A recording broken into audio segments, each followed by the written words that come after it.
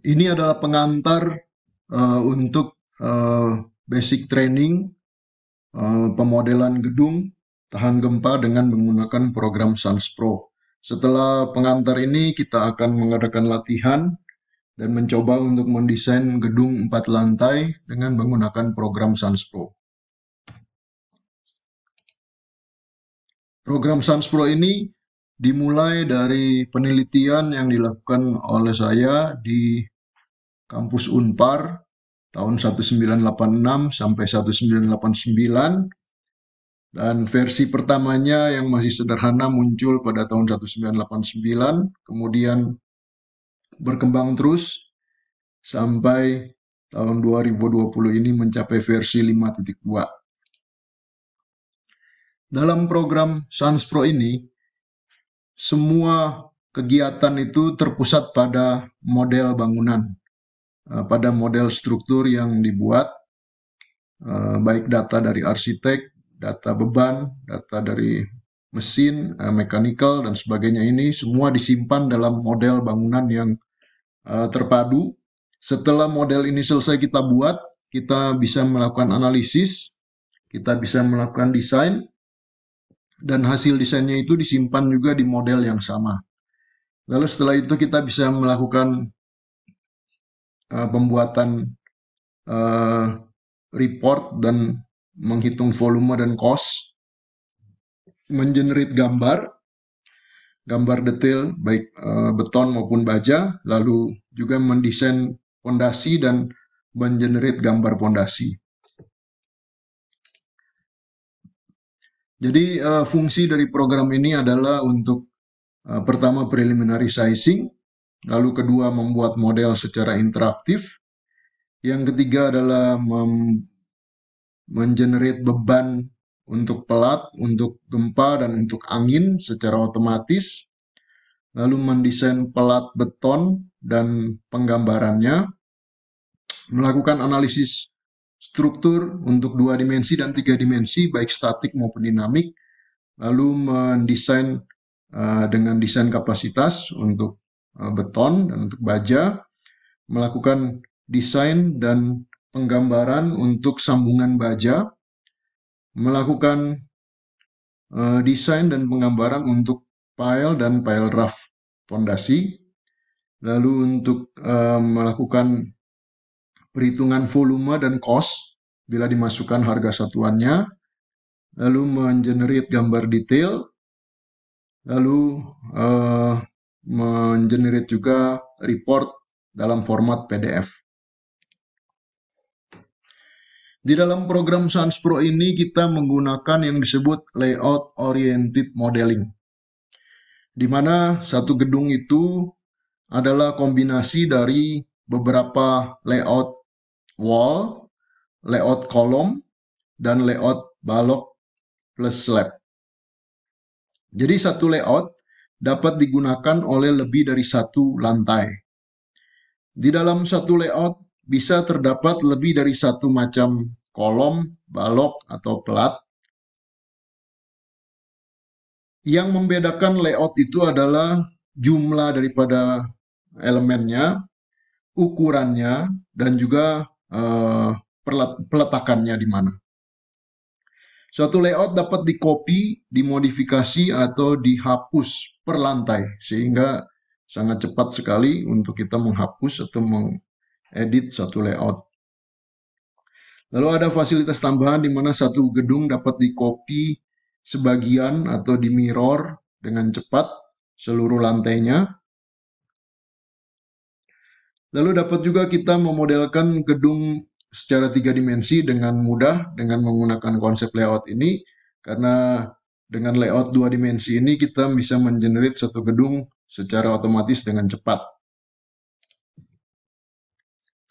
Ini adalah interactive modeler di dalam program Sans Pro,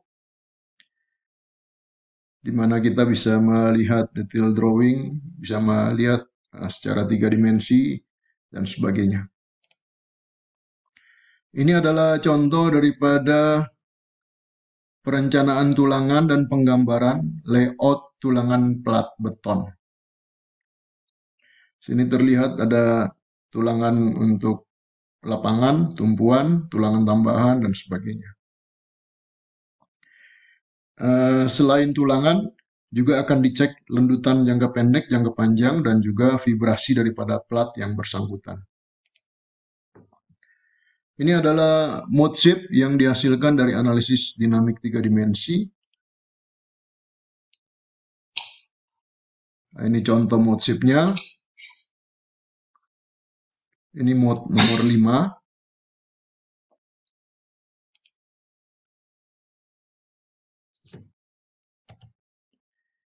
Ini adalah menu untuk desain kapasitas untuk beton, di mana ada beberapa parameter yang kita bisa kontrol. Lalu ini adalah hasil dari desain kapasitas untuk beton, tulangan kolom, tulangan balok, tumpuan, lapangan, juga sengkang, dan sebagainya. Ini adalah perencanaan untuk desain pondasi. Ada dua macam desain pondasi, yaitu desain yang sederhana dengan memasukkan daya dukung tiang dan mencari jumlah tiang dengan membagi reaksi dengan daya dukung tiang. Ini adalah reaksi dan jumlah tiang yang diestimasi dari reaksi yang ada. Kalau kita mau mengadakan desain pondasi yang lebih akurat, yang melibatkan momen, gaya tarik, dan gaya geser, kita bisa lakukan dengan run foundation design. Dan kita bisa memasukkan juga dua macam jumlah tiang atau 3 macam jumlah tiang, nanti dia akan mencari yang termurah.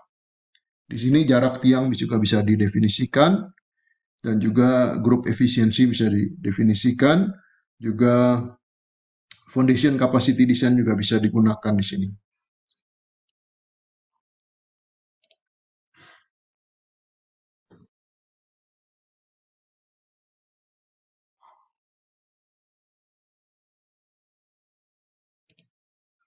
Ini adalah output daripada desain fondasi yang lengkap tadi. Di sini diberikan juga tulangan untuk setiap tipe pile cap dan tebalnya, dicek terhadap pons, terhadap geser, dan sebagainya. Lalu diberikan juga di sini jumlah tiang, volume beton, berat tulangan, dan jumlah dan harga totalnya juga diberikan. Ini adalah penggambaran dari hasil desain fondasi yang kita lakukan tadi. Lalu setelah kita melakukan analisis dan desain, kita bisa mengekspor drawing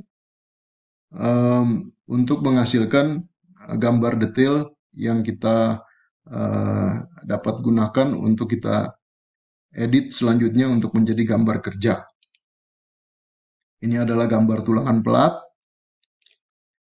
Ini adalah gambar denah tulangan. Kita bisa melihat juga potongan daripada suatu portal dan detail tulangannya. Lalu kita bisa ekspor satu lantai detail tulangannya ke AutoCAD. Ini filenya sudah diekspor dan dibuka dengan AutoCAD, tinggal dirapikan oleh drafter. Ini adalah contoh tabel tulangan yang bisa di-generate oleh program dan diekspor ke AutoCAD. Dengan demikian terhindar kesalahan di dalam mengambil jumlah tulangan atau menggambar ulang hasil dari analisis atau desain. Ini yang sering terjadi di dalam dunia kerja, di mana desain sudah benar, tetapi di dalam penggambarannya ada kekeliruan dalam mengambil data dari desain, sehingga terjadi kesalahan di dalam konstruksi. Ini adalah menu untuk mengenerate report di dalam format PDF. Kita bisa mengganti kata pengantar, keterangan, dan sebagainya. Nah, ini adalah contoh soal latihan yang akan kita kerjakan bersama-sama, yaitu bangunan 4 lantai, di mana 2 lantai pertama lebar, lalu mengecil di 2 lantai teratas. Ini adalah potongan dari elevasinya. Untuk zona gempa Jakarta dengan SS 0,785, S1 0,384, kondisi tanah soft soil dengan ROW-nya 1,3. Tumpuan jepit di semua kolom. Ini adalah DNA lantai yang akan kita gunakan di dalam latihan dengan ukuran arah X 8 meter, 6 meter, dan 8 meter, lalu arah Y 6 meter dan 6 meter, lalu dengan tipe kolom K1, K1, K1, K2, B1, B2, dan BA sebagai balok anak.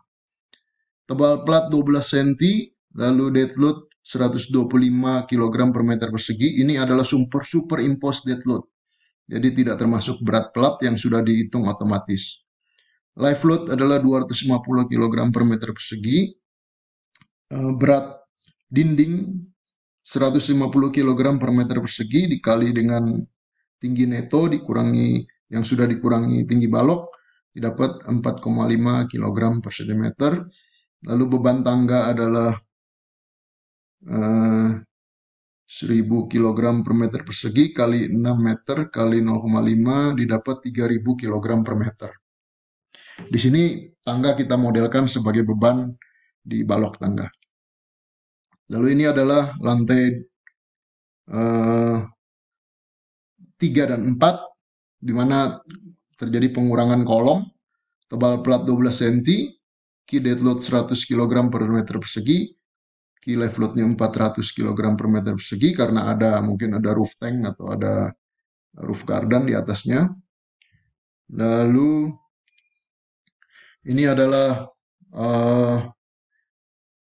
parameter yang lain. Mutu beton kita pakai FC25 MPa, mutu baja U39, B1 3060, B2 2550, BA 2540, K1 5050, K2 4040. Reduksi live load kita gunakan 0,25, reduksi massa 0,25. Fondasi kita gunakan PCP 2525 dengan kedalaman 18 meter. Dengan daya dukung aksial 40 ton, daya dukung tarik 20 ton, daya dukung lateral 2 ton, dan jarak antar tiang 3D. Lalu untuk perhitungan volume nanti kita gunakan harga beton 1 juta per meter kubik, harga baja 10.000 per kilo, dan harga bekisting 100.000 per meter persegi. Tentu saja ini semua nanti bisa dirubah-rubah karena ini hanya contoh saja. Ya, kita akan mulai latihan untuk membuat model gedung 4 lantai dari awal sampai selesai. Nanti kita akan menggunakan menu ini, di mana menu building ini berisi perintah-perintah yang sudah disusun berurutan untuk gedung, untuk pemodelan gedung bertingkat. Menu-menu ini ada bertebaran di mana-mana, tetapi khusus untuk gedung diurutkan kembali di menu building ini. Ya, terima kasih. Kita akan siap-siap untuk memulai latihan kita.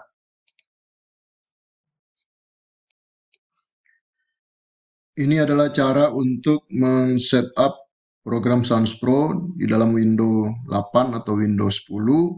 Kalau terjadi masalah, yaitu kita pergi ke C, Program Files, lalu kita cari directory Sans Pro 520, kita sorot, lalu kita klik kanan, klik Properties, lalu kita matikan read only attribute. Oke. Nanti akan ditanya apply change to this folder, subfolders, dan files. Oke. Continue.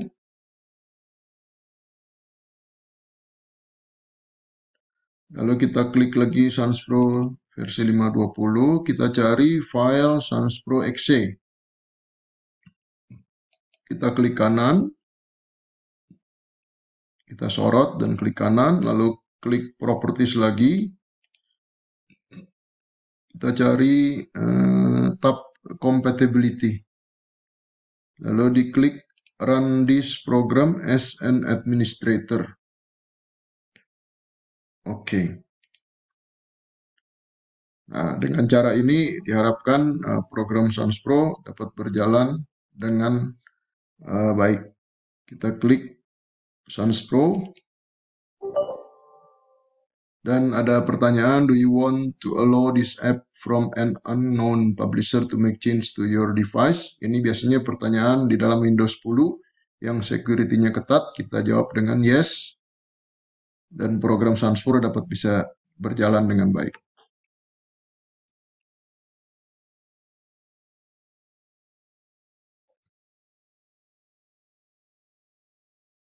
Jangan lupa bahwa sebelum menjalankan program Sans Pro, dipastikan bahwa Adobe Acrobat Reader versi 10 sudah terpasang di dalam komputer yang akan dijalankan.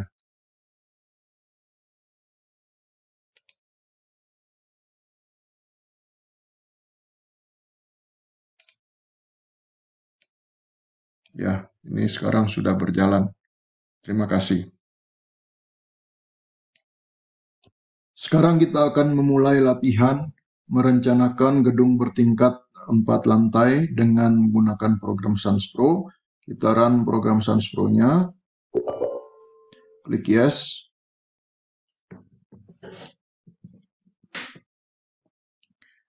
Tunggu sampai loading selesai.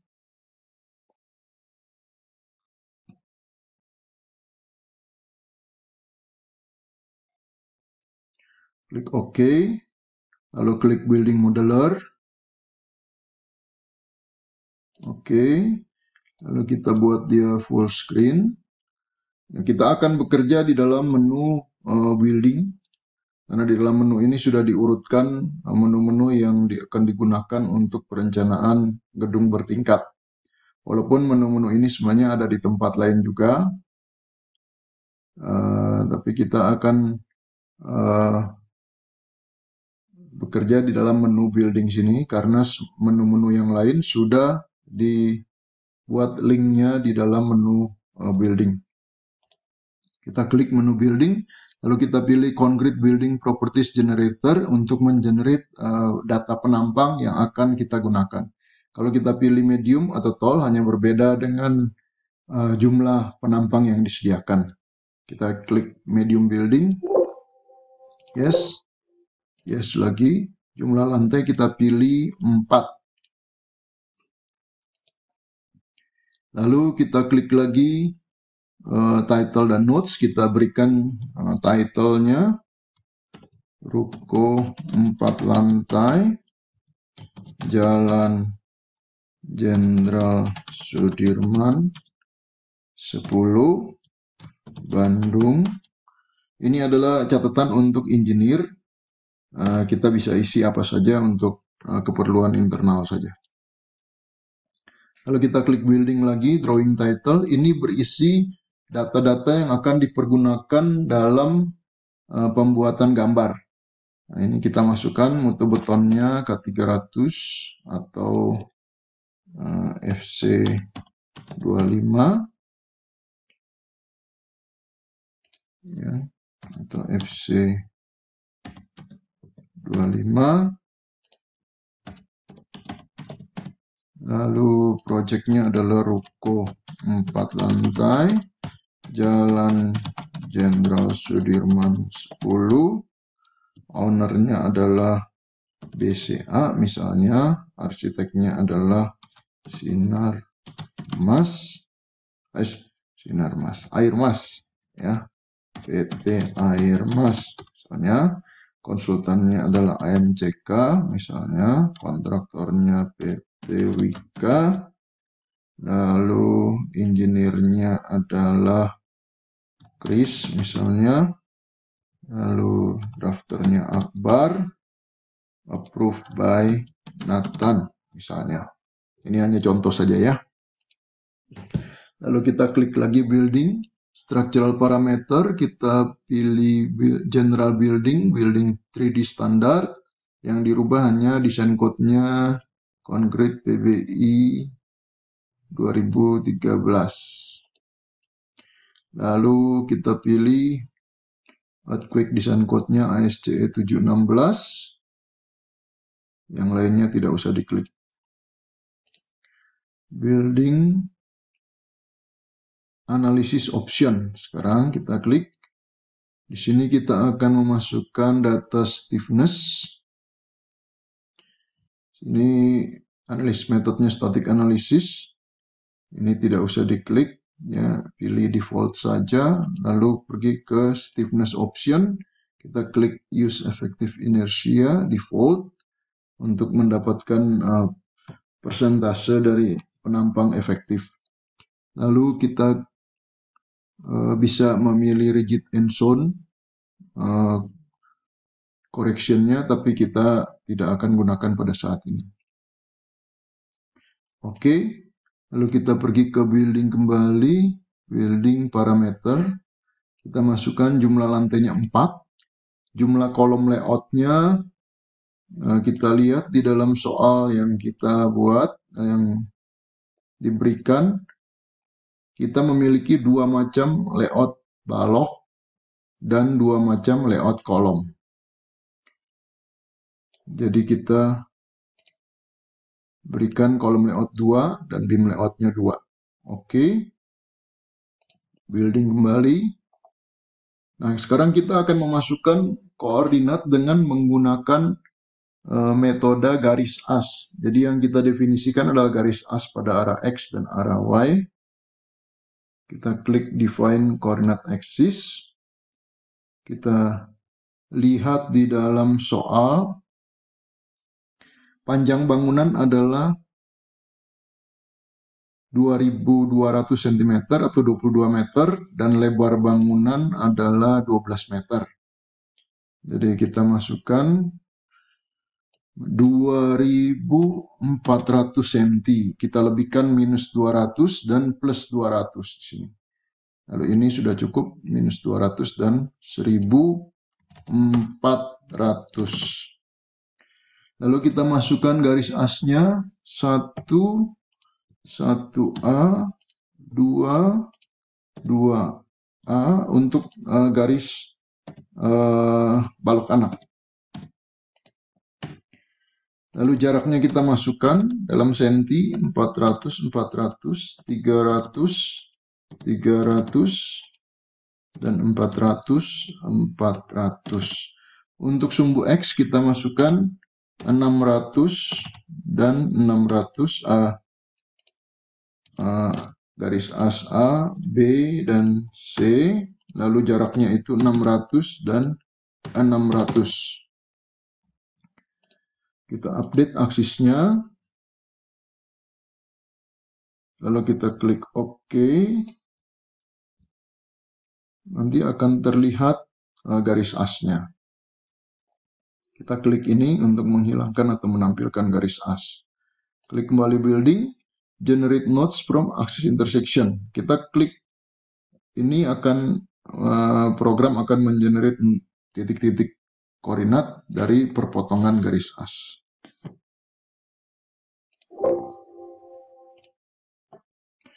Koordinat sudah di-generate. Lalu kita pilih building load combination. Kita klik use plus minus sign, use uplift. Kita pilih self weight plus dead load plus live load plus gempa arah X dan gempa arah Z. Nah, akan diberikan di sini load vektornya. Kita klik juga ini untuk ruko, termasuk office dan apartemen. Kita klik ini, diberikan reduksi live load untuk gempa 0,5 dan untuk massa 0,25. Kalau rukonya dipakai untuk gudang, kemungkinan faktor ini bisa bertambah. Seperti ini, gudang, office, sekolah, dan sebagainya. Nah, kita sudah meminta untuk menggunakan vertical earthquake acceleration, tapi karena belum kita generate beban gempanya, jadi faktor AV-nya di sini belum terlihat. Kita klik apply dan oke. Lalu kita kembali klik building story data. Di sini kita akan menentukan lantai yang menggunakan layout yang mana.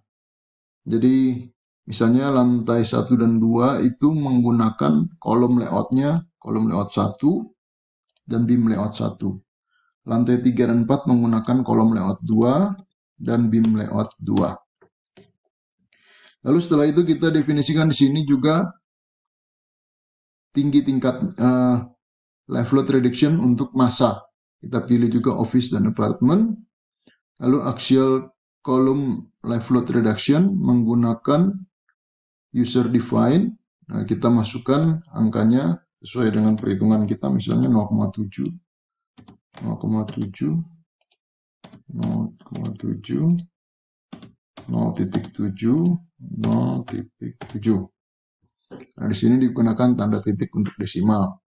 Lalu kita masukkan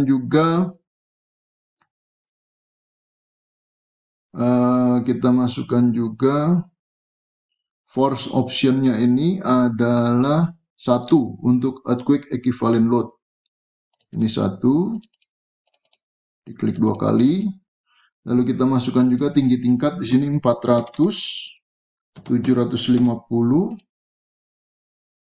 lalu tambah 350, 1100, dan tambah 350,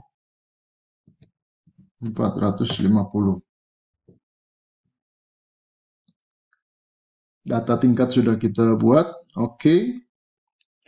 Lalu kita klik lagi building, lalu kita klik elemen properties. Di sini kita melihat tadi sesuai dengan permintaan kita sudah di-generate penampang yang dapat kita pergunakan. Oke, lalu kita klik building lagi, building floor slab table. Ini juga sesuai dengan permintaan kita sudah disediakan 7 data untuk plat dengan bebannya masing-masing.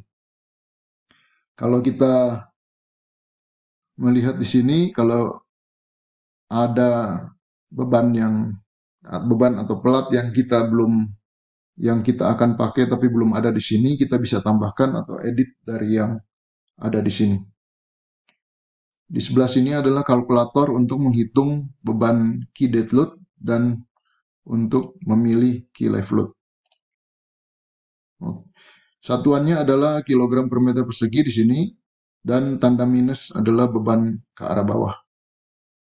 Oke, lalu building kembali, kita pilih beam load table.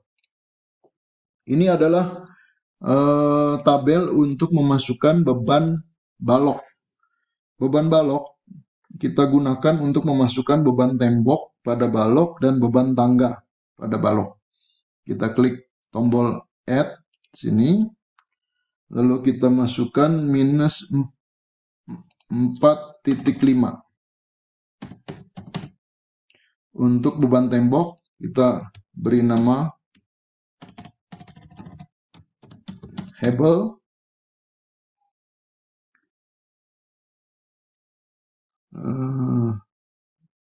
3 meter. Lalu kita masukkan juga minus 30. Kita add minus Q-nya minus 30, artinya 3 ton per meter. 0 sampai 1 artinya dari ujung kiri ke ujung kanan. Lalu kita masukkan namanya itu beban tangga. Oke, hanya 2 macam saja, kita bisa masukkan lebih banyak lagi. Lalu kita klik lagi building. Kita sekarang akan memasukkan elemen kolom. Kita klik add kolom elemen.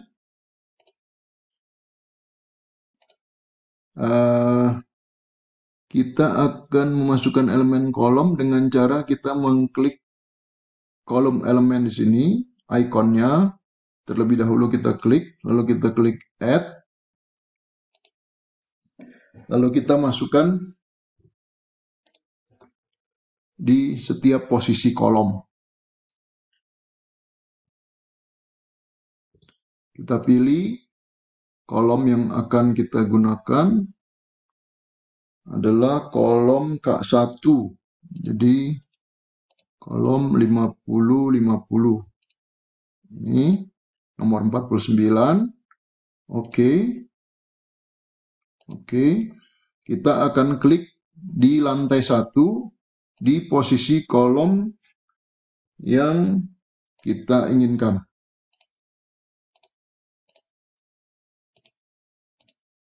Lalu untuk yang area ini adalah tipe kolom K2. Add. Kembali kita pilih nomor K2 40-40.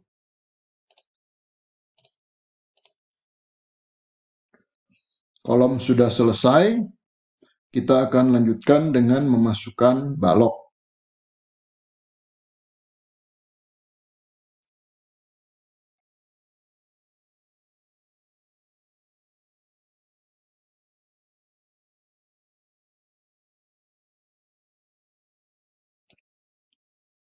Sebelum kita memasukkan balok, kita lihat dulu DNA baloknya. Di sini ada balok induk B1, B2, dan balok anak dengan ukuran yang berbeda yang telah disampaikan tadi. Lalu ada lubang tangga. Tempat beban tangga kita akan pasang di B2 di bagian tangga. Sebelumnya kita save dulu model yang kita buat supaya kalau ada mati lampu kita tidak kehilangan model. Kita klik ruko 1, save.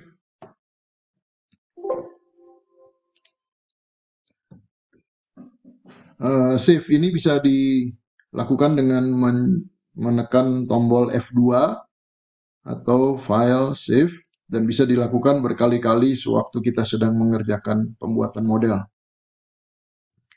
Kita akan masukkan add beam element. Caranya adalah dengan menggunakan ikon beam element di sini, beam layout, kita klik, lalu klik ikon add, lalu kita akan masukkan baloknya untuk balok B1 terlebih dahulu, 30-60. Kita klik dari sini, ditarik ke sini. Pilih balok 30-60. Balok induk primary, yang lainnya oke. Klik yes untuk membelah balok secara otomatis karena ada titik tambahan di tengah. Tidak terlihat karena kita sedang menggunakan garis as, jadi kita klik view, kita klik elemen width supaya dia menampilkan elemen baloknya. Lalu kita ulang lagi beam add dari sini ke sini. Oke, yes. Kalau jenisnya sama tinggal ditarik saja sehingga dia tidak akan bertanya lagi mengenai jenis baloknya. Lalu kita akan klik lagi balok B2 karena jenisnya berbeda, jadi kita klik kembali ini add, lalu kita tarik dari ujung sini sampai ujung sini karena dia menggunakan balok B2 2550. Kita pilih balok 2550, balok nomor 17, oke.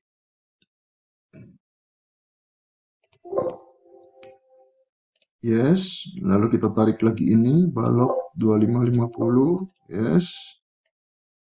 2550,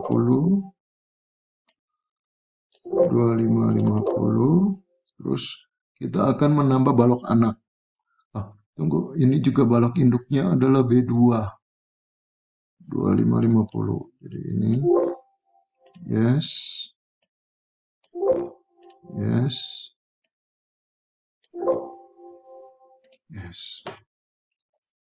Lalu kita akan tambah balok anak karena berbeda balok anaknya. Kita klik lagi beam, add, dan ditarik dari sini ke sini. Balok anak.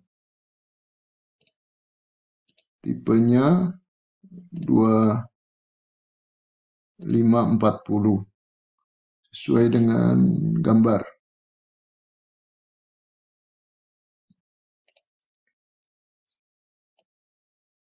2540. Oke. Balok anak kita gunakan secondary, tipe secondary, supaya tidak didesain untuk kapasitas.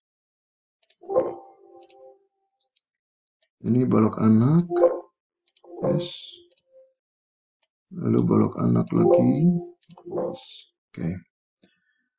Sekarang akan terlihat kalau kita klik view 3D-nya.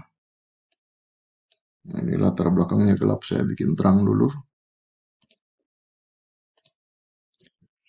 Kita sudah mendesain, kita sudah memodelkan untuk 2 lantai. Kenapa demikian? Karena di building story data, lantai 1 dan lantai 2 ini menggunakan layout yang sama.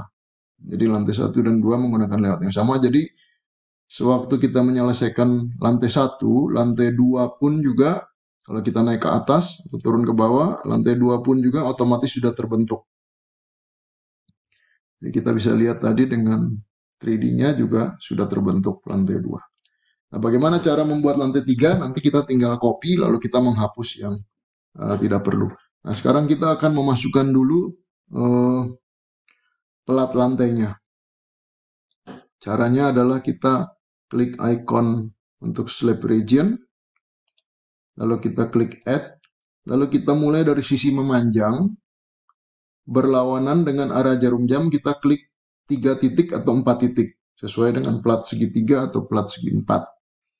Ini saya klik floor slab region, add 1, 2, 3, 4. Kita pilih platnya, plat tebal 12 dengan beban 250, berarti plat nomor 6.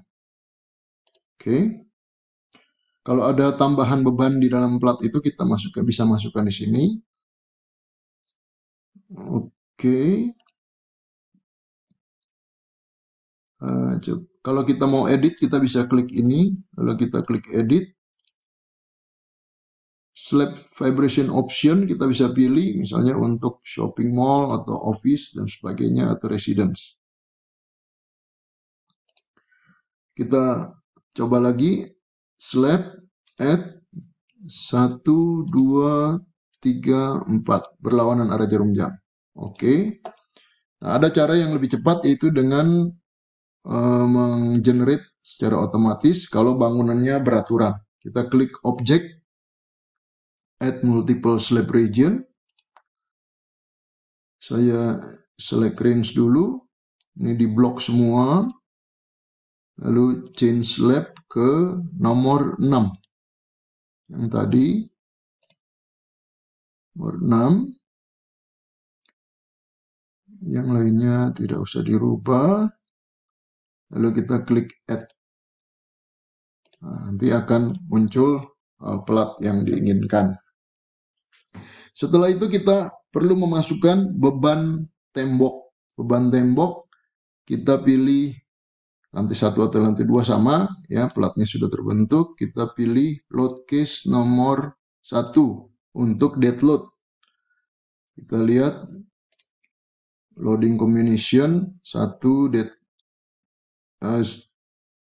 loading combination 0 adalah self weight, 1 dead load, 2 live load, 3 gempa arah X, 4 gempa arah Z. Ya, seperti yang tertulis di sini. Oke, kita akan pilih load case nomor 1, lalu kita klik icon floor beam load, klik add, lalu kita klik lokasi di mana balok yang akan diberikan beban tembok. Supaya kita bisa melihat penampilannya, kita matikan dulu slabnya.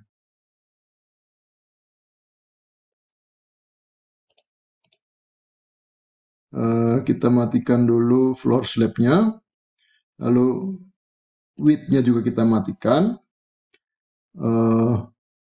garis as juga kita matikan. Sekarang kita akan memasukkan beban pada balok. Klik floor beam load, kita akan masukkan di sekeliling bangunan. Klik add, lalu klik di tengah-tengah balok yang akan kita masukkan, lalu kita pilih 4 beban tipe 1 minus 4,5. Oke, sudah terlihat.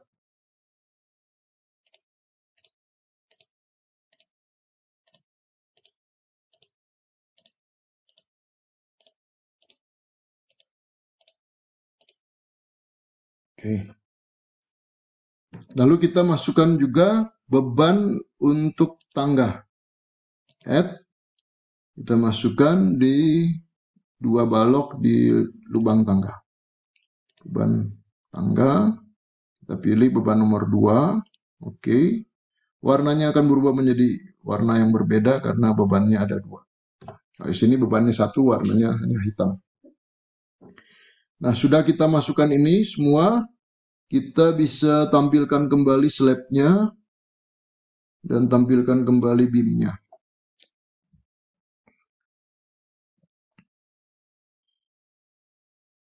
Setelah itu kita akan pergi ke lantai 3.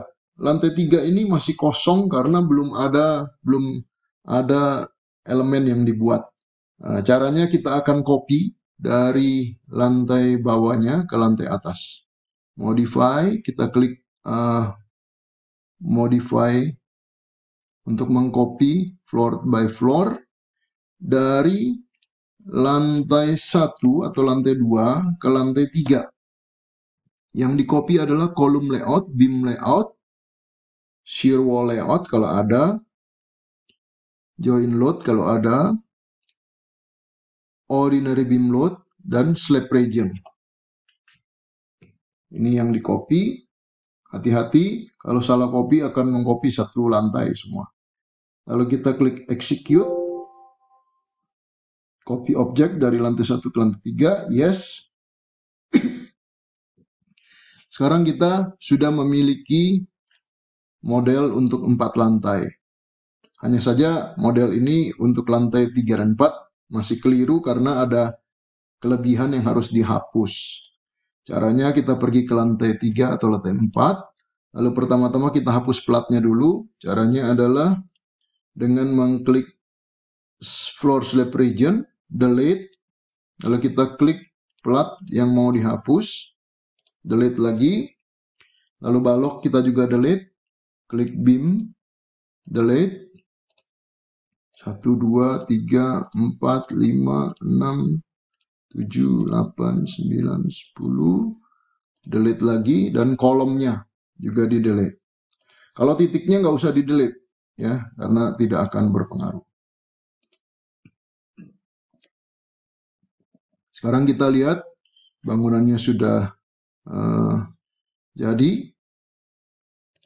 Hanya saja di sini beban temboknya kurang karena belum ditambahkan, jadi kita tambahkan lagi beban temboknya untuk balok yang di sini.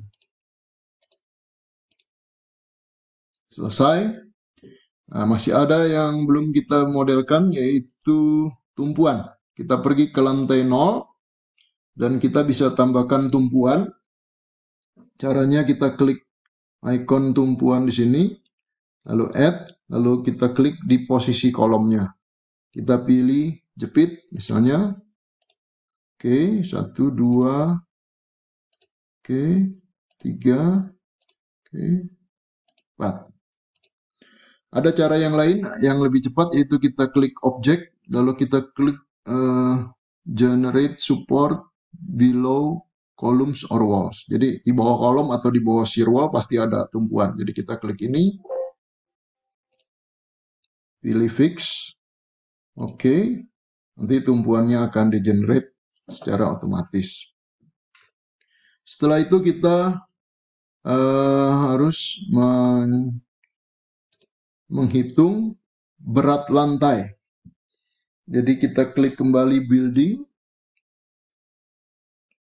klik compute, building, all floors, serial atau paralel. Ya, kita coba klik yang paralel supaya lebih cepat.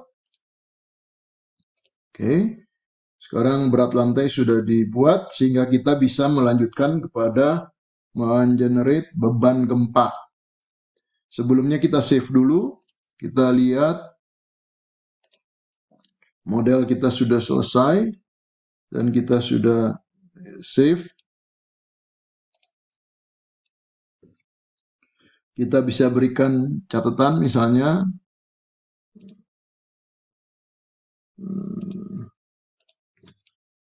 beban gempa belum di-generate.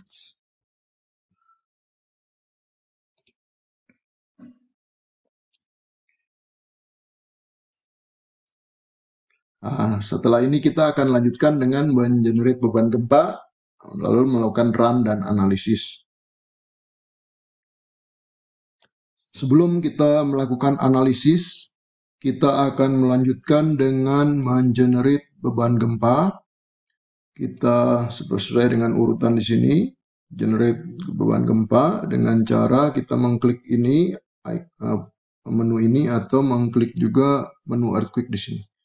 Kita klik generate earthquake loads. Lalu kita akan klik basic data, kita masukkan panjang bangunan pada arah X dan panjang bangunan pada arah Y. 22 meter dan 12 meter. Sesuai dengan data yang tadi adalah 8 tambah 8, 16, 22 meter dan lebarnya adalah 6 tambah 6, 12 meter.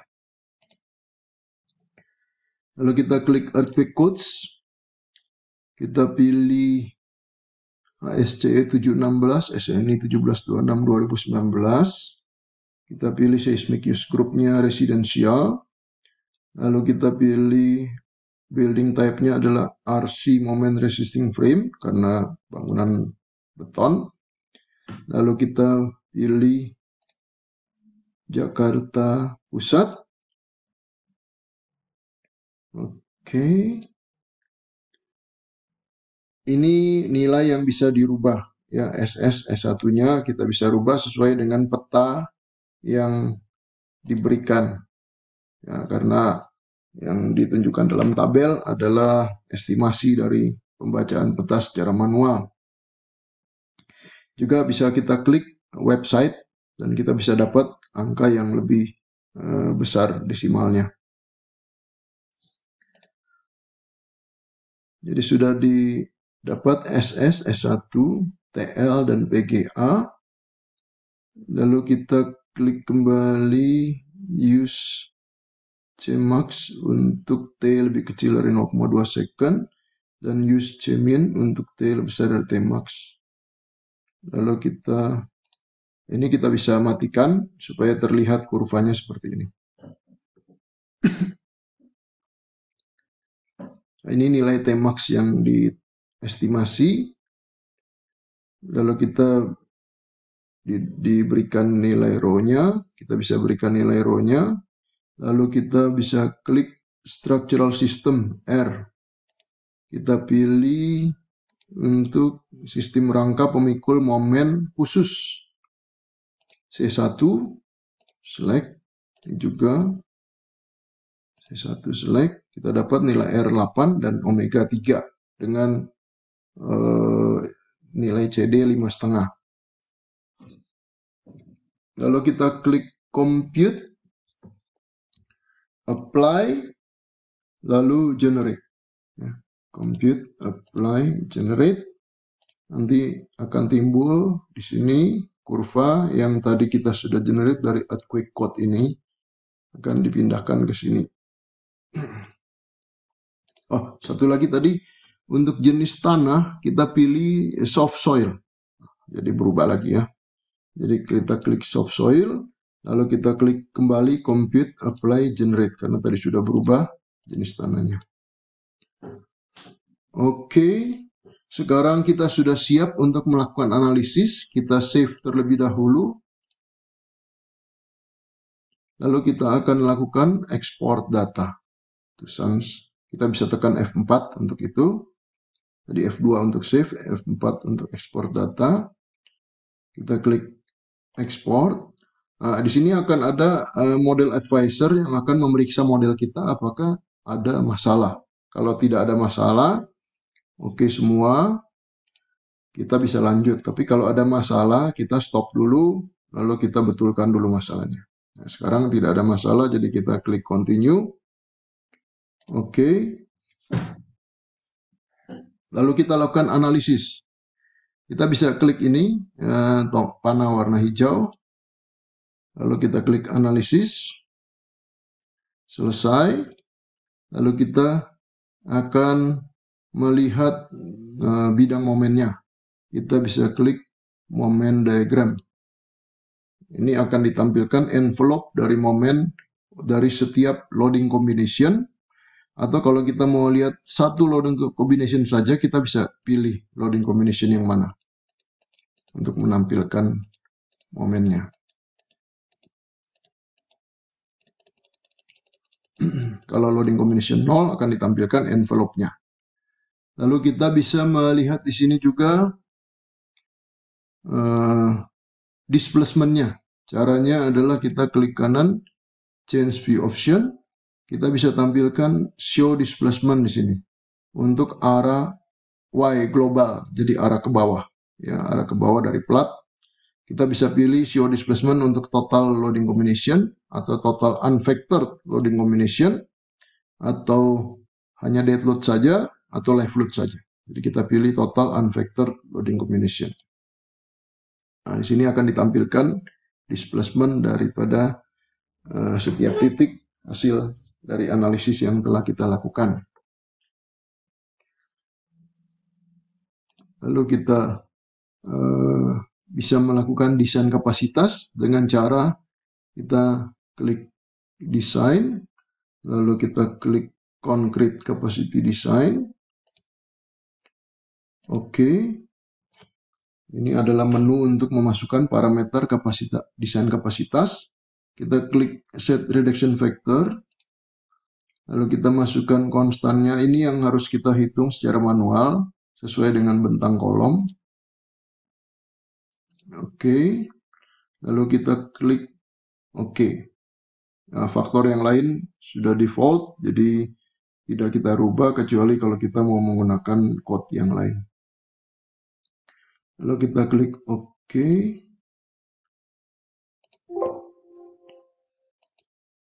Yes, oke.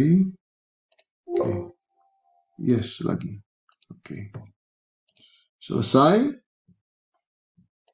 Kita bisa melihat penulangannya, yaitu view moment design results.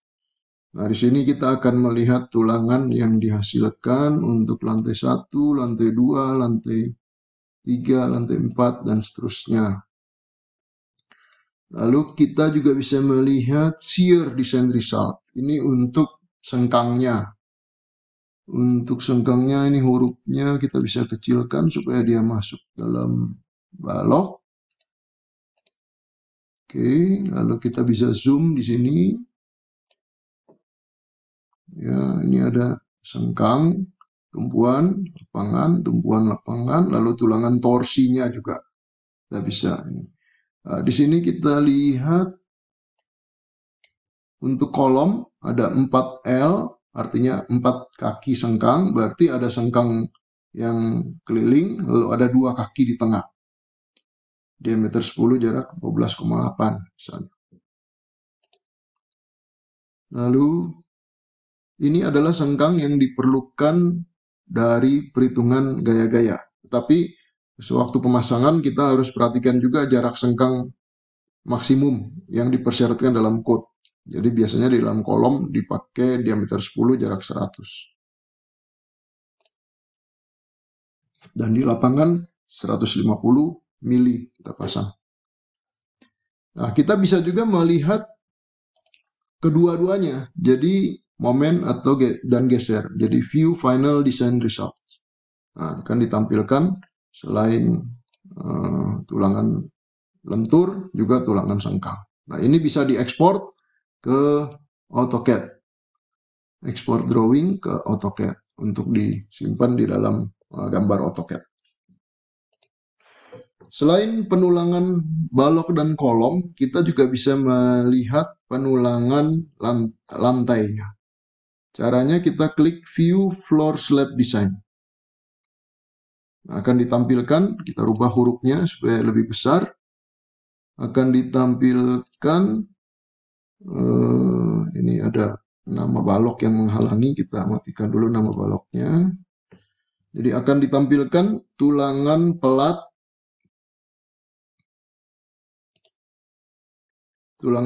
arah pendek dan arah panjang, tumpuan dan lapangan. Kita bisa klik opsi-opsi supaya dia bisa tampil.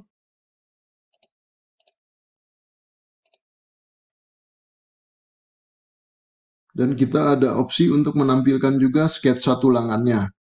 Dan ada satu opsi lagi yaitu simplify untuk menyederhanakan penggambaran baloknya dengan menggunakan tulangan selipan di lapangan dan di tumpuan.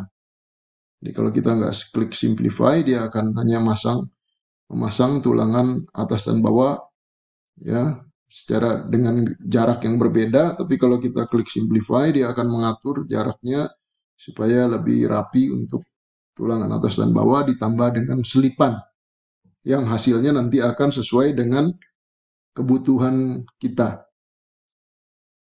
jarak yang kita inginkan. Lalu untuk pelat kita bisa menghasilkan juga reportnya supaya bisa digunakan di dalam laporan kita. Jadi kita klik klik kanan, change view option, lalu pergi ke design output, kita hidupkan ini, save slab rebar design report. Oke. Lalu kita bisa melihat kembali di sini, di design, view,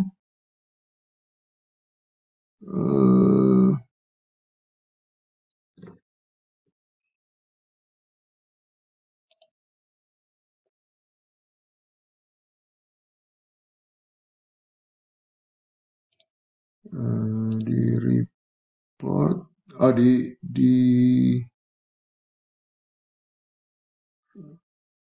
di report, saya mencari view slab design calculation. Nah, ini ada di menu design, view slab design calculation.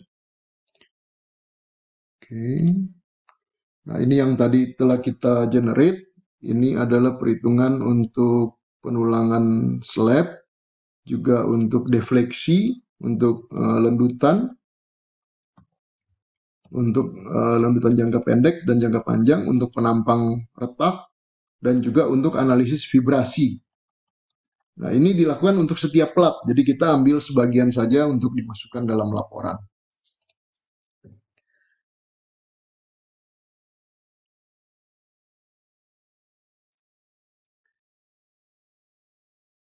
Setelah itu kita bisa melakukan perhitungan untuk volume struktur atas. Itu kita bisa klik report, volume dan cost report. Kita bisa masukkan misalnya unit cost Jakarta atau berapa ya, kita rubah ini 1 juta, lalu ini 10.000 misalnya. Lalu kita klik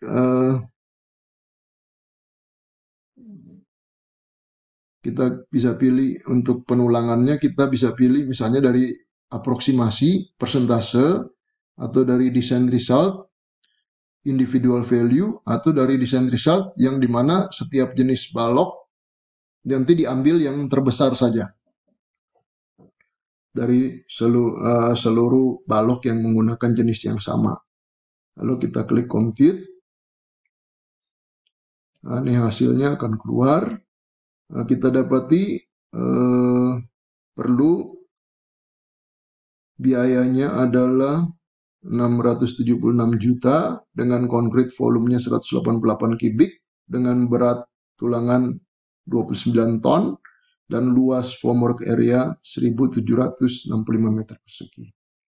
Nah, kalau misalnya nilai-nilai ini lebih daripada range yang diberikan, maka misalnya average concrete volume lebih dari range yang diberikan atau rebar density-nya lebih dari range yang diberikan, kemungkinan ada kesalahan di dalam pemodelan. Bebannya berlebih atau mutu betonnya kurang dan atau ukuran penampang kurang bagus dan sebagainya. Nah, karena itu kita bisa kontrol dari sini, lalu kita perbaiki kembali modelnya supaya desainnya juga optimal. Ya, tentu saja tidak ada nilai yang paling optimal karena tergantung daerah masing-masing, harga material dan juga harga tukang. Di sini juga bisa diberikan kebutuhan tulangan. Sekarang kita akan mendesain pondasi.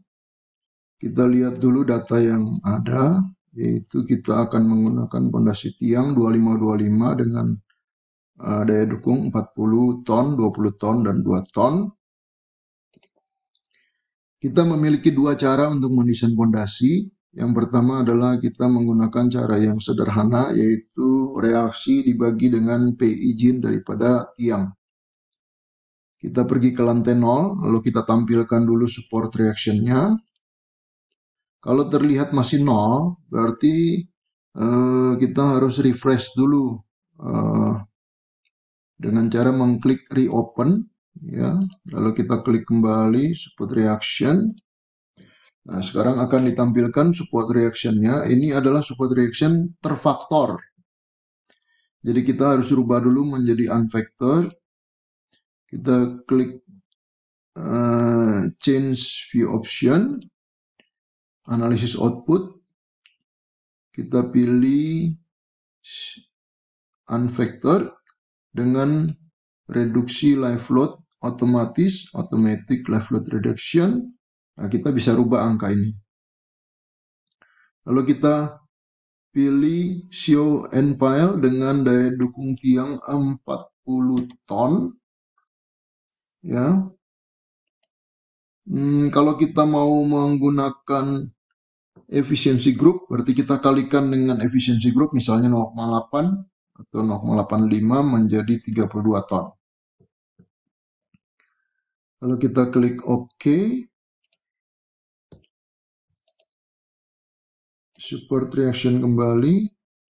Nah, dia akan menampilkan jumlah tiang yang diperlukan berikut reaksinya. Ini adalah cara yang sederhana. Jadi momen dan gaya geser gaya horizontal tidak diperhitungkan, hanya aksial tekan saja. Ada cara yang lebih akurat, yaitu dengan menggunakan modul foundation design. Kita coba bandingkan. Ini kita dengan cara sederhana kita dapat 32 tiang dengan kapasitas 32 ton. Kalau dengan cara yang lebih akurat, kita klik design, run foundation design. Nah, kita bisa memasukkan parameter yang lebih banyak. Misalnya axial group efficiency dengan Los Angeles. Lalu kita bisa masukkan tension, horizontal, misalnya desain dengan capacity design dengan faktor omega kita bisa masukkan. Lalu kita bisa masukkan juga tie beam-nya Misalnya tie beamnya ukurannya 30, panjangnya 8 dan 6 meter, 30, 60. Kita bisa masukkan juga misalnya kalau ada tekanan air tanah, tapi di sini 0. Kita bisa masukkan harga beton dan harga baja.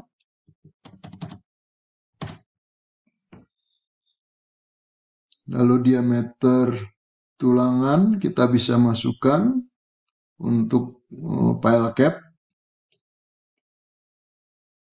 Lalu persentase minimum tulangan untuk pile cap kita bisa masukkan. Nanti dia akan mendesain secara otomatis. Tebal pile cap minimum juga kita bisa masukkan. Lalu kita pilih jumlah tiangnya, kita bisa berikan 2 macam. Yang pertama adalah square pile, yang kedua adalah board pile. Yang pertama adalah square pile, yang kedua adalah board pile. Yang square pile ukuran 25, board pile ukuran 40 misalnya. Kedalamannya misalnya ini 18, ini 20 meter. Dengan daya dukungnya misalnya ini 40 ton, ini 60 ton. Tensionnya sekitar separuhnya, 30 ton. Lalu lateralnya 2 ton dan 3 ton. Dengan harganya kita bisa masukkan misalnya, kita bisa bandingkan harganya. Misalnya ini 300.000 per meter lari, jadi 300.000 berarti 5,4 juta per titik, harga per titik, karena ada termasuk ongkos dan sebagainya. Bore pile mungkin harganya per meter lari misalnya 600.000 dikalikan dengan 18 meter, berarti harganya misalnya 10 juta. Lalu kita run. Nah, akan diberikan bahwa lebih murah menggunakan square pile daripada bore pile. Jadi bore pile tidak digunakan, hanya square pile saja. Nah, total number dari total jumlah tiang yang digunakan adalah 76. Wah, kenapa demikian banyak? Karena kita menghitung juga geser gaya lateralnya. Kalau misalnya kita abaikan gaya lateralnya, kita run kembali, maka didapat jumlah tiang yang perlu hanya 30. Jadi perlu hati-hati di sini kalau untuk kondisi tanah lunak. Kalau gaya lateralnya tidak dihitung, mungkin gaya lateral itu akan menentukan. Kalau kita klik design for axial load only, berarti momennya juga kita abaikan, hanya gaya aksial saja. Nah, kita klik kembali. Jadi kita bisa lakukan pencobaan dengan cepat. Ini perlu hanya 29 tiang. Ya, kita jangan klik ini, jadi momennya tetap kita perhitungkan. Gaya lateral kita bisa perhitungkan kalau tanahnya lunak, atau kita abaikan kalau misalnya dia ada semi basement dan sebagainya. Jadi kita misalnya perhitungkan gaya lateralnya, kita run, kita dapat jumlah tiangnya 76, banyak sekali ya. Oke. Lalu kita melihat hasilnya bagaimana. Kita bisa klik graph, detail drawing, turn on detail drawing, foundation layout.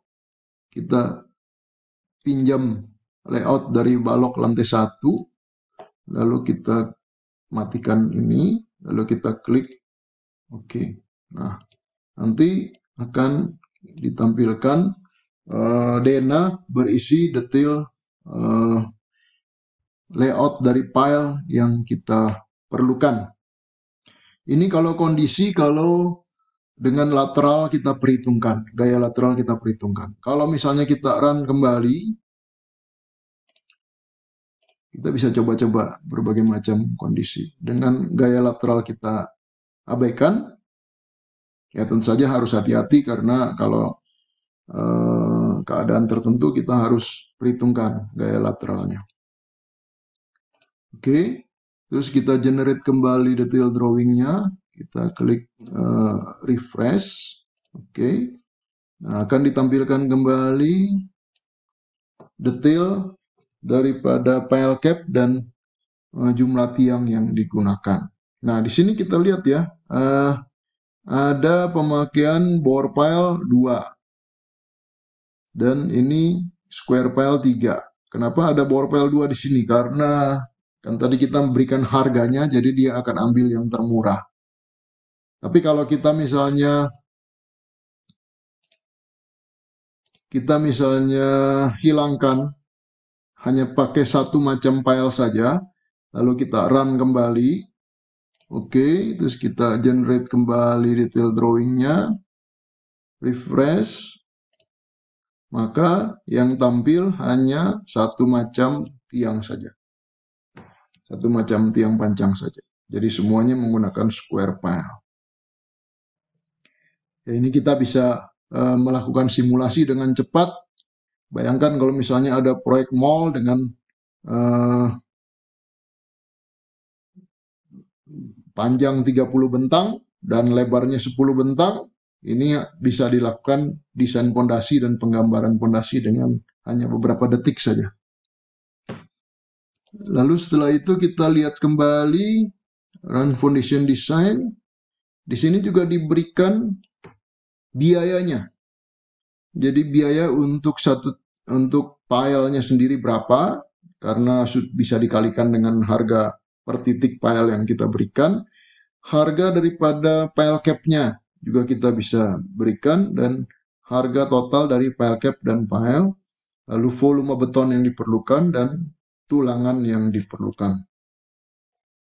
Di sini kita bisa melihat tulangan dari file cap yang diberikan tebal 50 cm, tulangan diameter 16. Ini jarak tulangan atas, tulangan bawah, dan arah X dan arah Y. Untuk file cap 3 tiang, file cap 4 tiang, dan sebagainya. Jadi ada dua macam cara untuk mendesain pondasi. Nah, ini bisa dilakukan dengan cepat, dan kita bisa melakukan optimasi sehingga kita bisa mendapatkan desain pondasi yang optimal. Karena biaya pondasi ini cukup besar kontribusinya terhadap biaya bangunan secara keseluruhan. Buat pengguna SansPro untuk menghitung kembali pondasi dengan menggunakan tiang panjang atau menggunakan bore pile tidak masalah, karena kita hanya merubah saja di sini, hanya merubah saja jenis tiang dan daya dukung tiang dan kedalamannya, dan semuanya penggambaran dan sebagainya akan dilakukan secara otomatis oleh program.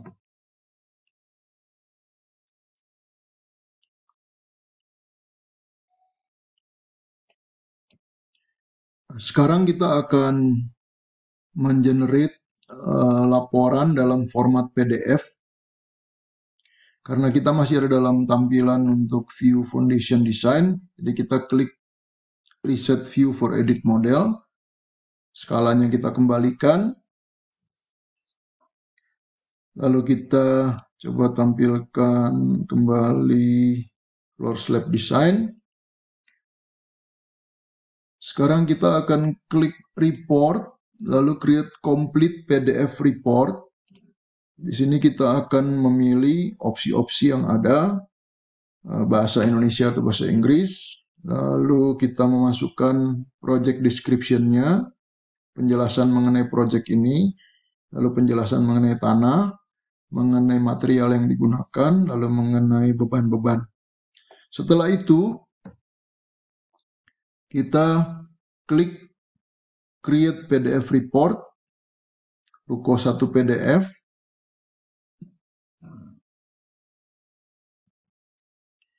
nanti akan tampil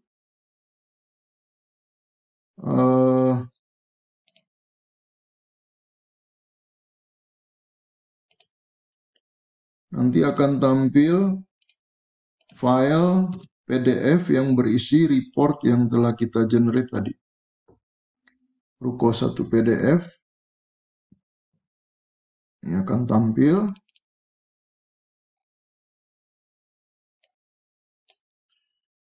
Judulnya, daftar isi, kata pengantar, data struktur, desain code, material, pembebanan, jenis tanah, lalu beban gempa, model struktur, layout balok dan kolom, tulangan pelat, setiap lantai, lalu tumpuan dan estimasi jumlah tiang, lalu deformasi titik setiap lantai, diagram momen, penulangan balok dan kolom, dan laporan desain fondasi yang telah kita lakukan tadi. Laporan ini cukup panjang karena berisi iterasi dari semua titik tumpuan. Jadi tidak usah semuanya ditampilkan dalam laporan, nanti sebagian bisa dibuang.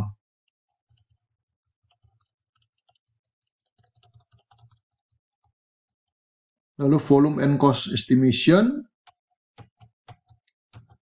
dan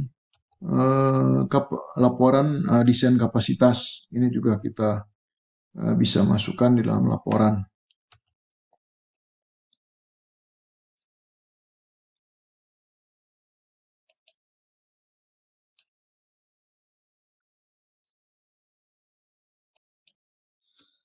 Selanjutnya kita akan mengenerate gambar detail untuk program CAD.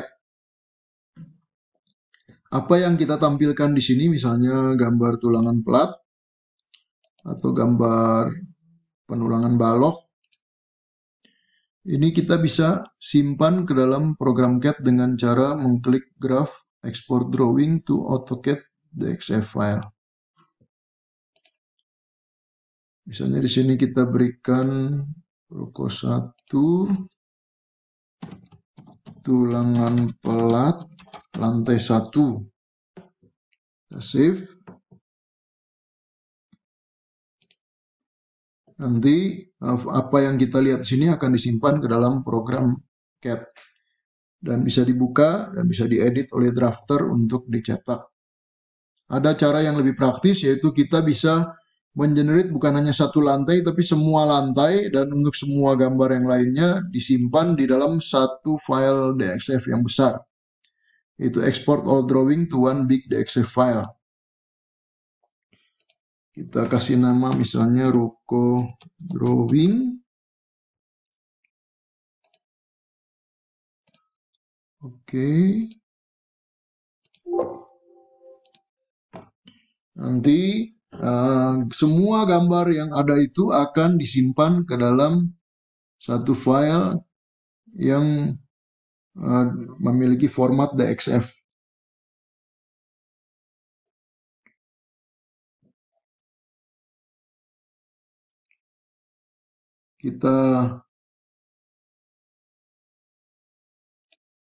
Apa yang di-generate tadi oleh program SansPro dapat kita lihat dengan program CAD yang bisa membaca file DXF. Kita lihat tadi ruko 1 tulangan pelat lantai 1 atau lantai 2. Kita bisa buka.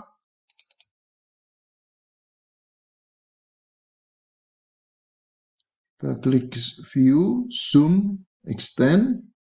Nah, kita bisa melihat hasil gambar yang bisa diberikan kepada drafter untuk dirapikan, untuk dipergunakan dalam gambar struktur. Kita juga bisa melihat tadi file yang kita generate, semua detail yang disimpan dalam satu file. Ruko 1 drawing DXF. Kita view, zoom, extend. Nah, kita lihat di sini ada banyak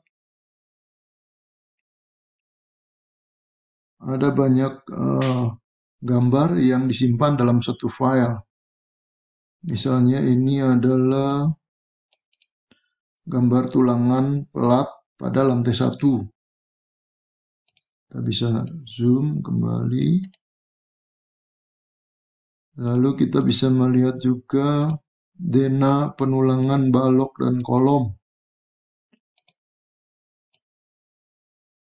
Untuk lantai 1. Di sini kolom diberi kode 1K1, 1K2, 1K3, artinya lantai 1 kolom jenis 2, lantai 1 kolom jenis 3, dan seterusnya. Juga demikian dengan balok.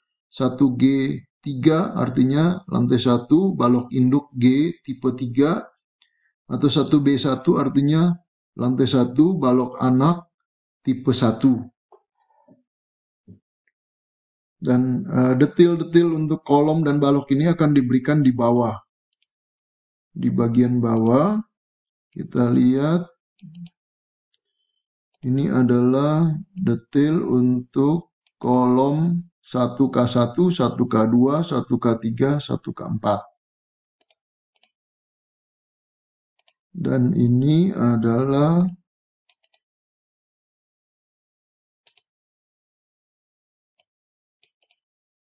detil untuk pembalokannya.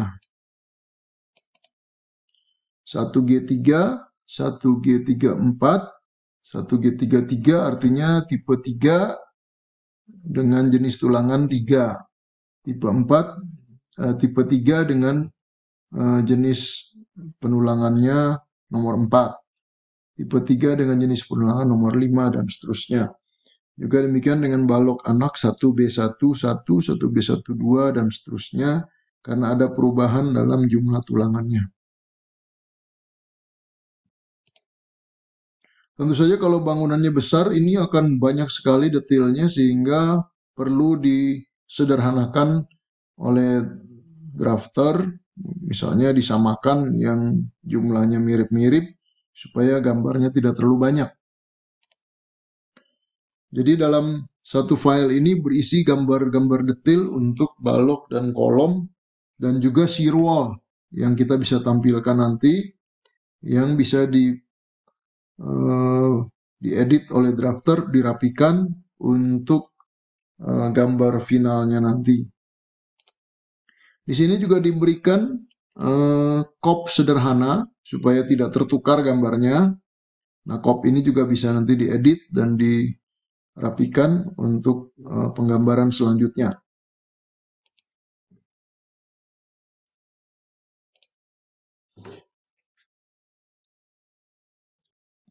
Demikian proses generate gambar dari model Sans Pro untuk disimpan di dalam program CAD. Selanjutnya kita akan mencoba membuat model untuk analisis dinamis.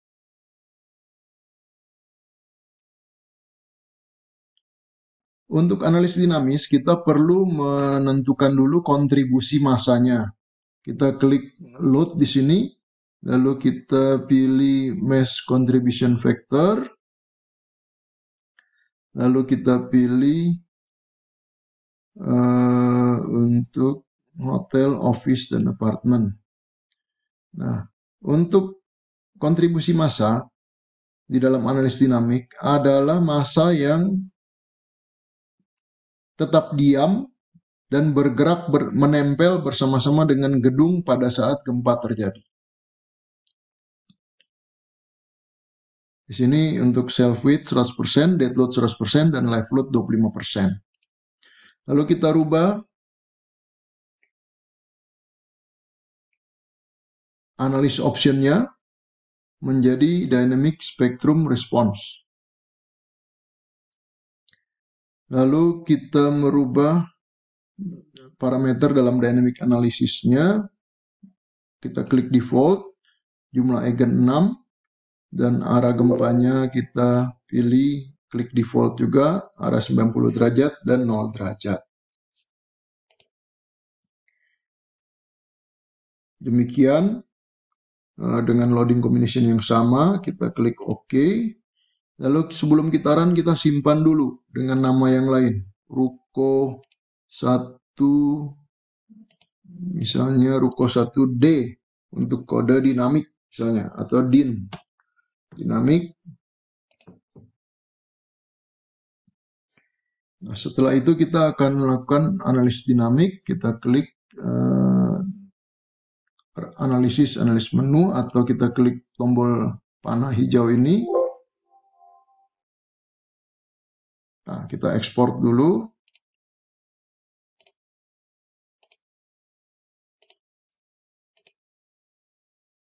Lalu analisis. Selesai.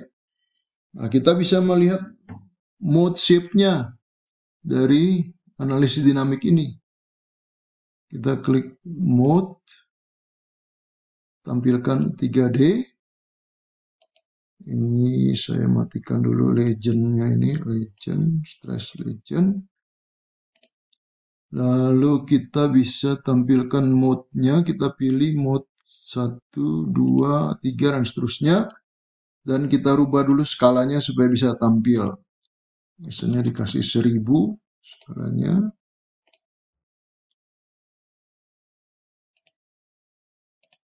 Oke. Lalu kita pilih mode 1, mode 2, mode 3, mode 4, mode 5, mode 6. Ya, cuma ada 6. Nah, ini skalanya mungkin kita besarkan sedikit, misalnya 3000, supaya tampilannya lebih ekstrim. Jadi mode 1, 2, 3, 4, 5, 6. Kita bisa melihat animasinya. Kita play, misalnya mode 1. Ini mode 1 ke arah pendek, stop. Lalu mode 2 ke arah panjang, stop. Lalu mode 3 ke arah torsi. Kita bisa juga melihat dari atas. Nah, kalau dari atas mungkin terlihat torsinya. Ya, stop. Kalau mode 2,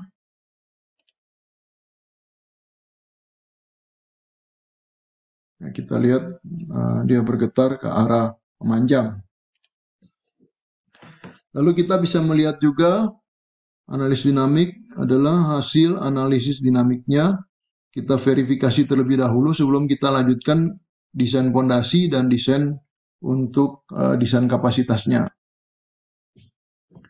Di sini kita harus memeriksa apakah time periodnya tidak terlalu besar. Kalau terlalu besar harus dilakukan koreksi. Lalu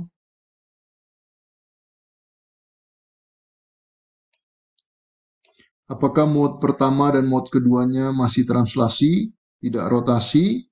Di sini translasi mode pertama dan mode kedua, berarti oke. Lalu kita turun kembali. Modal effective mass factor. Di sini baru mencapai 95%, belum mencapai 100%.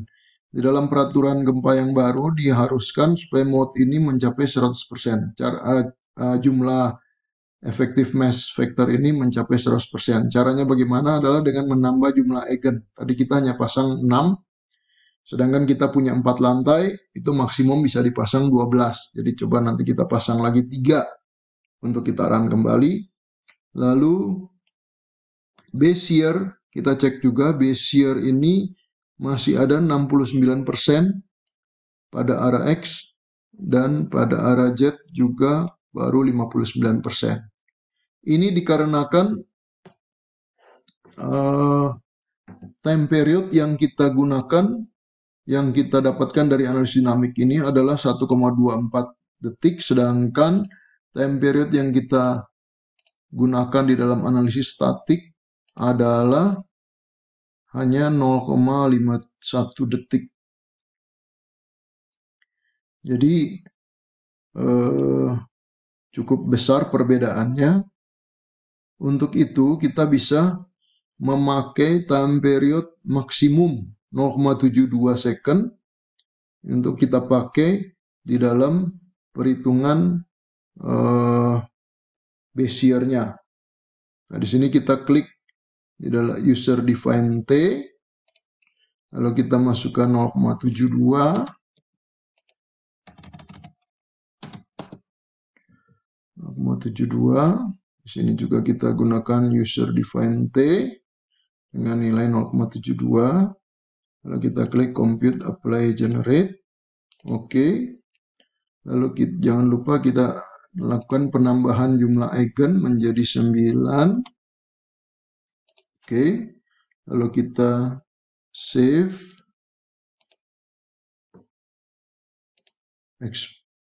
Export.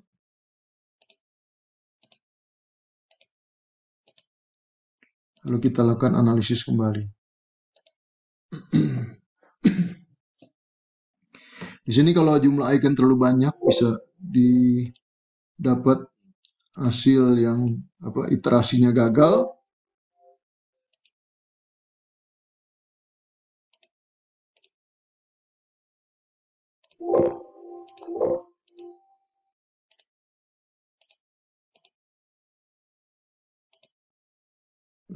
Kita coba abaikan errornya karena memang tidak bisa ditambah lagi jumlah eigennya. Kita lihat kembali hasilnya, view building dynamic output Bezier. T0-nya tentu saja masih sama. Lalu masih translasi dan ini mass factornya sudah 99%, sudah mencapai. Lalu kita lihat Bezier-nya naik menjadi 71%. Dan Bezier yang ini masih 58%. Untuk itu kita bisa melakukan memberikan faktor koreksi supaya ini mencapai 100%. Berarti koreksinya adalah 100 dibagi 71, lalu di sini 100 dibagi 58. Kita bisa berikan di 100 dibagi 71, kita bisa berikan di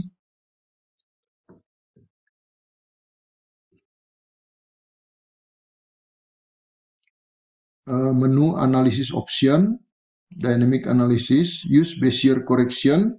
100 dibagi 71 adalah 1,4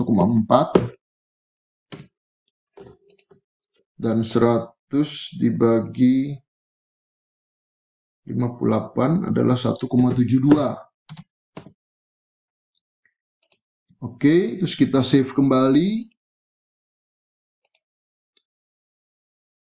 Kita ekspor.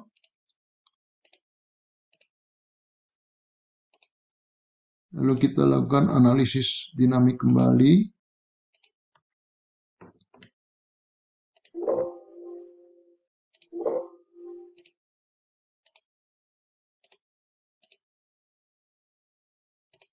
Oke. Terus kita lakukan, kita lihat kembali view building dynamic output Bezier-nya. Sini Bezier-nya sudah mencapai 100%. Arah X juga mencapai 100% karena sudah dilakukan faktor skala.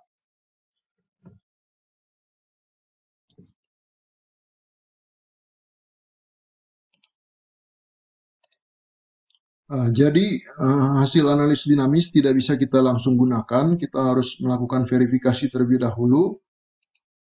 Time period biasanya sekitar 0,15 dari jumlah lantai. Kalau normalnya mestinya sekitar 0,6 detik, tapi ini kita time periodnya terlalu besar karena kolomnya mungkin terlalu kecil atau mutu betonnya terlalu rendah. Dengan begini kita harus menggunakan faktor skala yang cukup besar, yaitu 1,4 dan 1,7. Lalu kita memeriksa mode pertama dan kedua translasi, berarti sudah oke.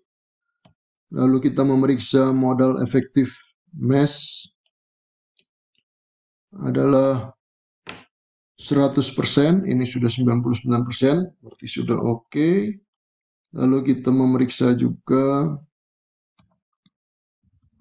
Bezier, yang syaratnya sekarang adalah 100%, karena kita sudah menggunakan faktor skala, maka didapat Bezier arah X 100% dan Bezier arah Z juga 100%.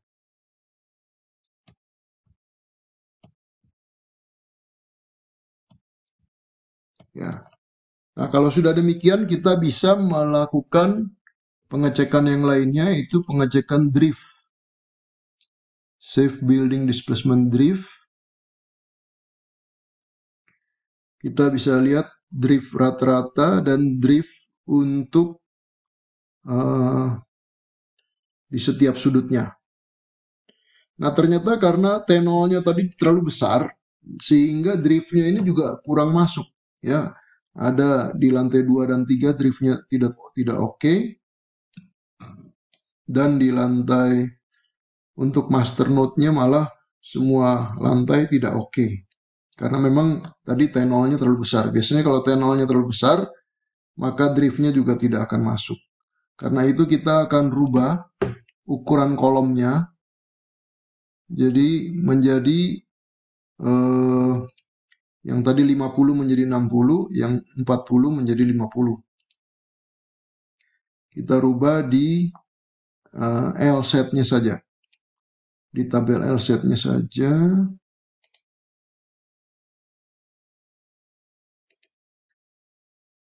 Tadi kita punya kolom ukuran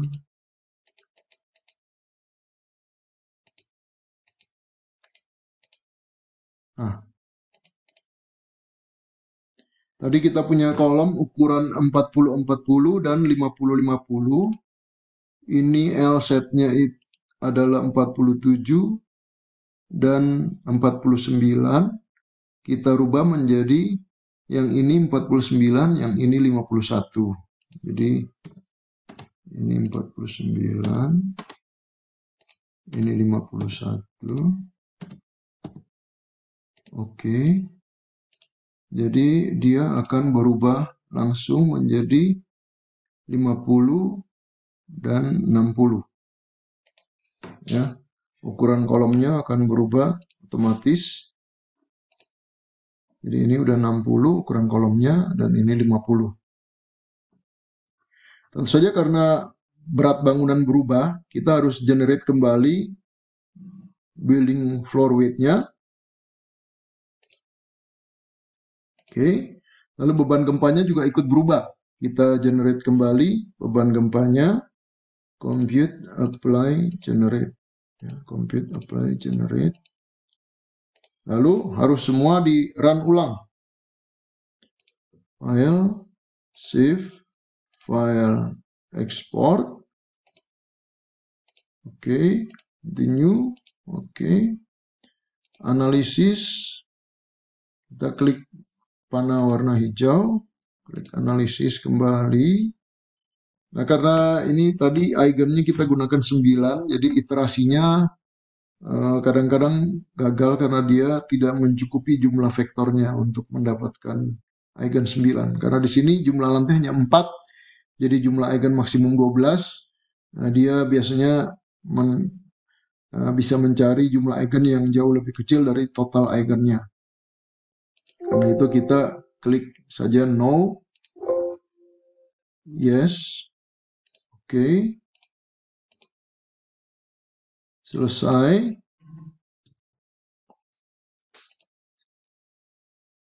Lalu kita klik, kita close. Lalu kita lihat kembali building Bezier reportnya, dynamic analysis reportnya. Kita lihat sini karena kolomnya sudah dibesarkan, T0-nya sudah turun menjadi 1,13.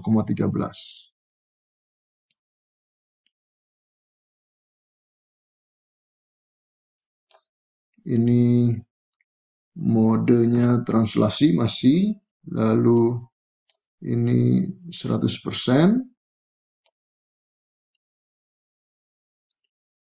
ini 107%.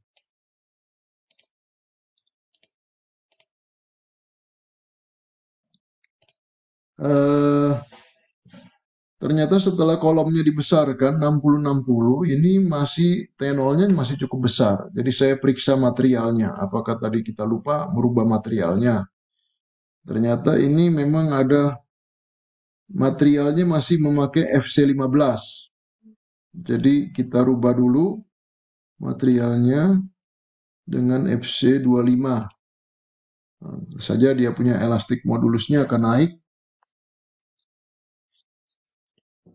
Oke, lalu kita ekspor kembali, save, ekspor kembali, analisis.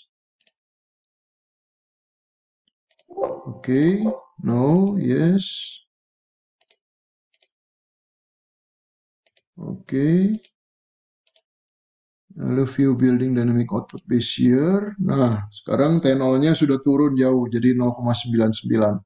Ya, taksirannya mestinya sekitar 0,6, 0,7. Ini 0,99 sudah cukup bagus. Kalau mau turun lagi, kita bisa memendekkan tinggi lantai, atau kita bisa juga menambah mutu beton. Dengan menaikkan mutu beton, maka T0-nya juga akan berkurang. Lihat sini, faktor skalanya sekarang terlalu besar, jadi 111%. Jadi kita bisa kurangi sedikit faktor skalanya, yang ini 121%. Jadi kita kurangi faktor skalanya.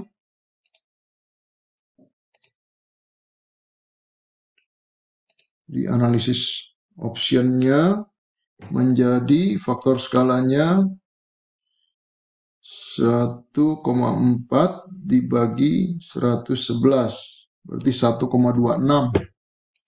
Ini. Lalu yang 1,72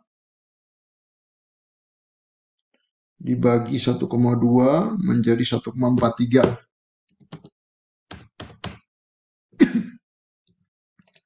Oke, terus kita save lagi. Kita ekspor.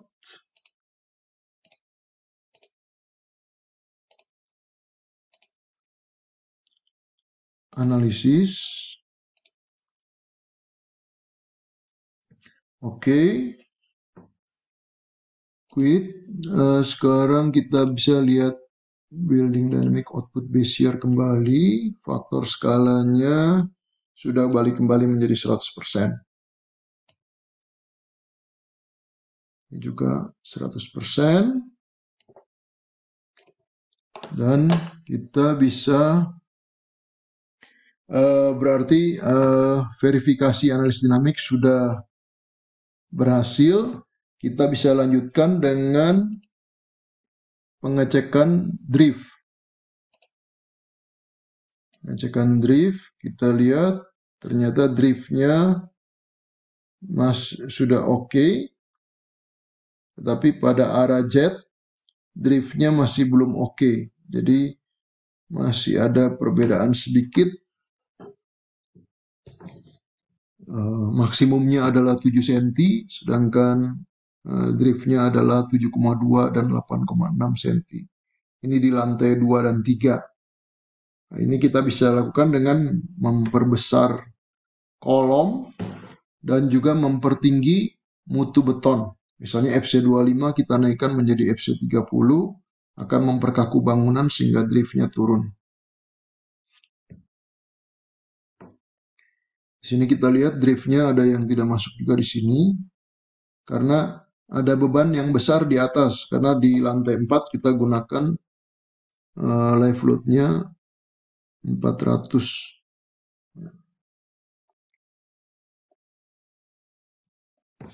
Ini kita bisa nanti memperbesar kolom kembali sebelum kita melakukan pengecekan yang lainnya. Kita cek juga safe building, story shear, dan P delta stability. Kita lihat juga untuk P deltanya, pengecekannya oke. Nah, cuma ada masalah di dalam drift yang tadi karena bangunannya ini tidak simetris, jadi ada masalah torsi dan juga ada masalah dalam drift yang harus kita tangani.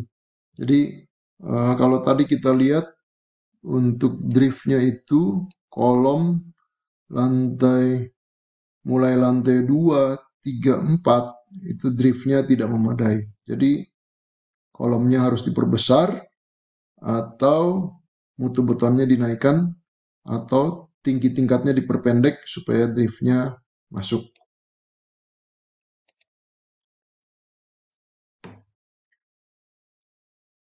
Setelah analis dinamik ini kita periksa dan sudah oke, kita bisa lakukan desain kapasitas dan juga desain pondasi seperti biasa.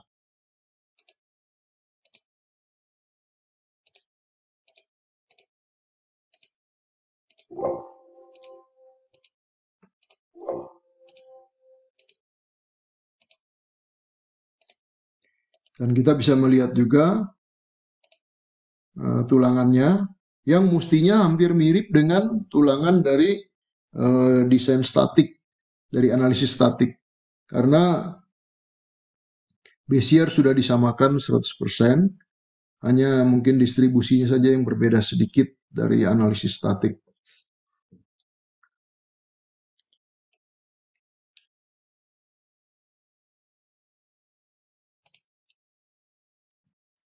Nah, setelah desain selesai, kita bisa lakukan juga desain pondasi dan seterusnya, mengenerate gambar, mengenerate report, dan menghitung volume dan cost.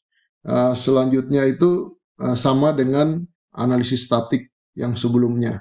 Jadi perbedaannya adalah dalam analisis dinamik adalah kita merubah load contribution untuk massa, lalu kita cek analysis option untuk pilih dynamic spectrum response, lalu dynamic analysis kita masukkan jumlah eigennya berapa, 9 atau berapa sesuai dengan kebutuhan untuk mencapai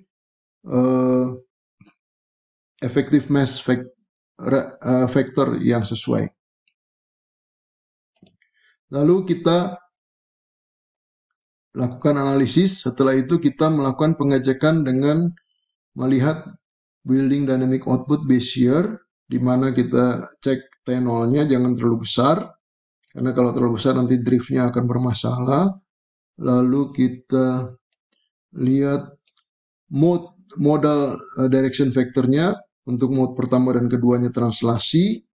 Lalu kita lihat effective mass vectornya harus 100%, lalu Bezier-nya juga 100%, kalau kurang dari 100% kita gunakan faktor skala. Lalu arah jet juga kita cek apakah 100%, kita gunakan faktor skala. Lalu kita cek juga drift apakah oke. Ya. Lalu kita cek juga P delta apakah oke. Kalau sudah, kita bisa lakukan analis desain penampang dan juga run foundation design.